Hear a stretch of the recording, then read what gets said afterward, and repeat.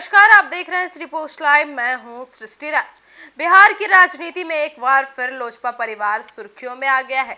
जहां हाल तक राजनीतिक दुश्मनी और आरोप प्रत्यारोप के दौर चलते रहे, वहीं अब इस परिवार में मेल मिलाप के संकेत दिखने लगे हैं।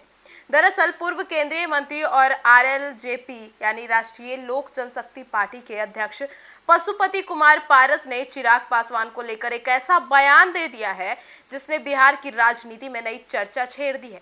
जी हां, पशुपति पारस ने कहा कि अगर चिराग पासवान बिहार के मुख्यमंत्री बनते हैं तो सबसे ज्यादा खुशी मुझे होगी। चिराग हमारे परिवार के सदस्य हैं, हमारा भतीजा है। हालांकि मुख्यमंत्री कौन बनेगा यह बिहार की जनता तय करेगी। जनता के हाथ में ही सुप्रीम पावर है। बिहार के लोग बहुत ही राजनीतिक रूप से जागरूक हैं और वे सोच समझकर वोट देते हैं।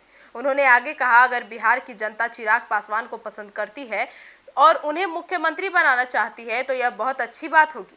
मैं व्यक्तिगत तौर पर बहुत खुश रहूंगा। यह बयान इसलिए खास माना जा रहा है क्योंकि पशुपति पारस और चिराग पासवान के बीच पिछले कुछ वर्षों से कटु संबंध है। पारस ने ही कभी चिराग को अपना खून मानने को इनकार कर दिया था, जिसके बाद लोजपा दो धड़ों में बट गई थी। लेकिन अब चुनावी वर्ष में बदलते राजनीतिक समीकरणों के बीच चाचा भतीजे के रिश्ते में पिघलाव देखने को मिल रहा है।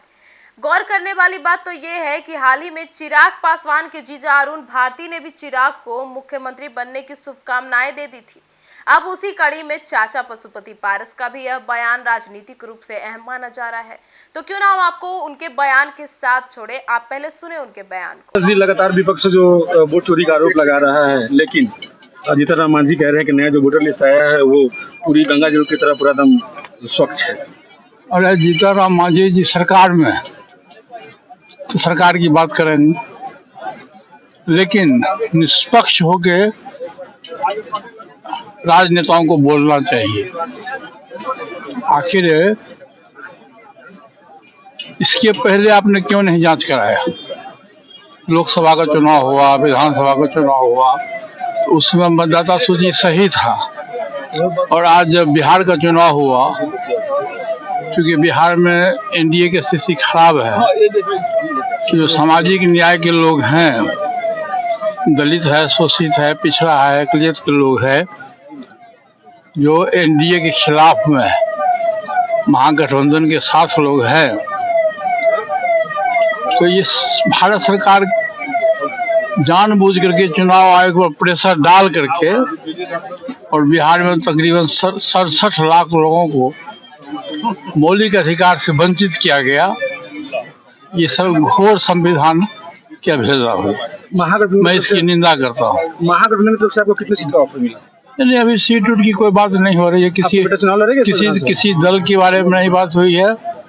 जब नोटिफिकेशन होगा चुनाव का, उसके बाद बैठ के जो हम लोग गठबंधन के साथी हैं बैठ के तय करेंगे और जिसका जहाँ हक जो बनेगा सम्मानजनक समझौता हो जाए। यश राज की बात आ रही चुनाव लड़ने की, कहाँ से लड़ेंगे वो चुनाव? जहाँ से टिकट मिल जाएगा लड़ेंगे। दावा होगा किस? नहीं, दावा तो है। दावा जो हाँ हमारा गिरिडीह जिला है, जहाँ से हम 8 बार विधायक रहे, मंत्री रहे, अलौली विधानसभा क्षेत्र है, वहाँ से वो मेहनत भी कर रहे हैं, प्रयास भी कर रहे हैं। अब पार्टी का डिसीजन होगा, गठबंधन में जो सीट मिलेगा उसके हिसाब से पार्टी फैसला लेगी। पारस जी लगातार एनडीए के समर्थक है, सहयोगी पार्टी है चिराग पासवान की पार्टी। उनके पार्टी के नेता बार बार बोल रहे हैं कि चिराग पासवान के लिए सीएम फेस के लिए जनता चाह रही है उनको। क्या ऐसा की अच्छी बात है, बिहार के मुख्यमंत्री बन जाए तो सबसे बड़ी खुशी तो मुझको होगी जी, कि हमारे परिवार के सदस्य हैं, हमारा भतीजा भी है। लेकिन बिहार की जनता चाहेगी तब तो। देखिए, जनता के हाथ में सुप्रीम पावर है। ये प्रजातांत्रिक व्यवस्था है। प्रजातांत्रिक व्यवस्था में एक वोट का वैल्यू है। एक वोट देश के प्रधानमंत्री को बनाता है, मेंबर ऑफ पार्लियामेंट को बनाता है, असेंबली के मेंबर को बनाता है। और बिहार की जनता बहुत ही पॉलिटिकलाइज है। कोई भी डिसीजन बहुत सोच समझ के बिहार के लोग करते हैं। बिहार की जनता जिसके पक्ष में अपना वोट देगी वो बिहार के मुख्यमंत्री बनेगा।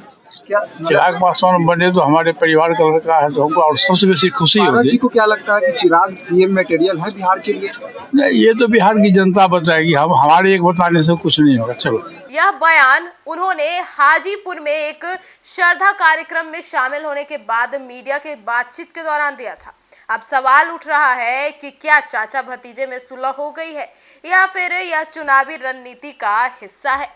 अब जो भी हो, इस बयान ने बिहार की राजनीति में नई गर्मी जरूर ला दी है। अब इस पूरे बयान पर आपकी क्या राय है, कमेंट सेक्शन में जरूर बताइएगा। तो फिलहाल इस खबर में इतना ही।